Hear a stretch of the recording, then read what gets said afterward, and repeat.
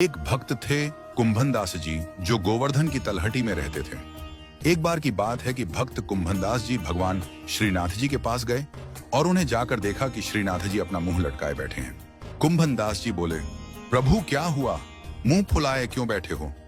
श्रीनाथ जी बोले, क्या बताऊं कुंभन, आज माखन खाने का मन कर रही हो है। कुंभनदास जी बोले, बताओ प्रभु क्या करना चाहिए और माखन कहां से लाएं? श्रीनाथ जी बोले, देख कुंभन, एक गोपी है जो रोज मेरे दर्शन करने आवे और मोते बोले कि प्रभु मोए अपनी गोपी बना लो, सो आज वाके घर चलते हैं। कुंभनदास जी बोले, प्रभु काऊ ने देख लियो तो कहां होगो? श्रीनाथ जी बोले, कौन देखेगो, आज वाके घर में शादी है, सब बारात में गए हैं, घर पर सब गोपी ही गोपी है और हम तो चुपके से जाएंगे। कुंभनदास जी बोले, ठीक प्रभु, मैं बूढ़ा और तुम हट्टे कट्टे हो, कोई बात है, गई तो छोड़ के मत भाग अयोम। श्रीनाथ जी बोले, ठीक है पक्की, साथ साथ भागेंगे, कोई गोपी आ गई तो नहीं तो माखन खा के चुपचाप भाग आएंगे। श्रीनाथ जी और कुंभनदास जी दोनों गोपी के घर में जाने के लिए निकले और चुपके से घर के बगल से एक छोटी सी दीवार से होकर जाने की योजना बना ली। श्रीनाथ जी बोले, कुंभन तुम लंबे हो, पहले मुझे दीवार पर चढ़ाओ। कुंभनदास जी बोले, ठीक है प्रभु। कुंभनदास जी ने प्रभु को ऊपर चढ़ा दिया और प्रभु ने कुंभनदास जी को और दोनों गोपी के घर में घुसकर माखन खाने लगे। प्रभु खा रहे थे और कुंभनदास जी को भी खिला रहे थे। कुंभनदास जी की मूंछों में और मुंह पर माखन लग गया। तभी अचानक श्रीनाथ जी को एक बूढ़ी मैया एक खाट पर सोती हुई नजर आई, जिसकी आंख खुली सी लग रही थी और उसका हाथ सीधा बगल की तरफ लंबा हो रहा था।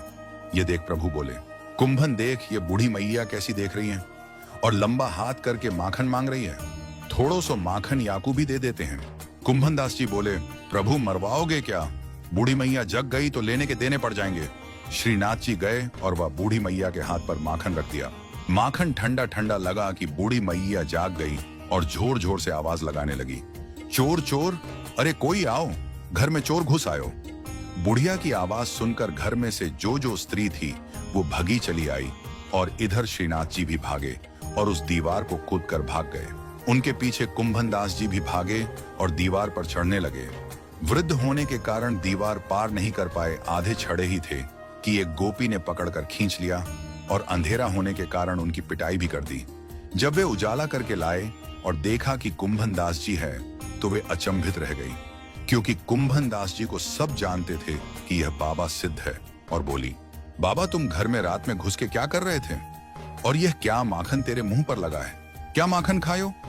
बाबा तुम कह देते तो हम तुम्हारे पास ही पहुंचा देते, इतना कष्ट करने की क्या जरूरत थी? बाबा चुप थे, बोले भी तो क्या बोले। गोपी बोली, बाबा एक शंका है कि तुम अकेले तो नहीं आए होंगे, क्योंकि इस दीवार को पार तुम अकेले नहीं कर सकते। कुंभनदास जी बोले, अरे गोपी कहां बताऊं, या श्रीनाथ जी के मन में तेरे घर को माखन खाने के मन में आ गई। तू प्रतिदिन कहे कि प्रभु मोये गोपी बना ले, सो आज गोपी बनावे आ गए, खुद तो भाग गए, मोये पीटवा दियो। गोपी बड़ी प्रसन्न हुई कि आज तो मेरे भाग जाग गए। ये ठाकुर जी की लीला है, भक्त बड़े विचित्र और उनके प्रभु उनसे भी ज्यादा विचित्र होते हैं।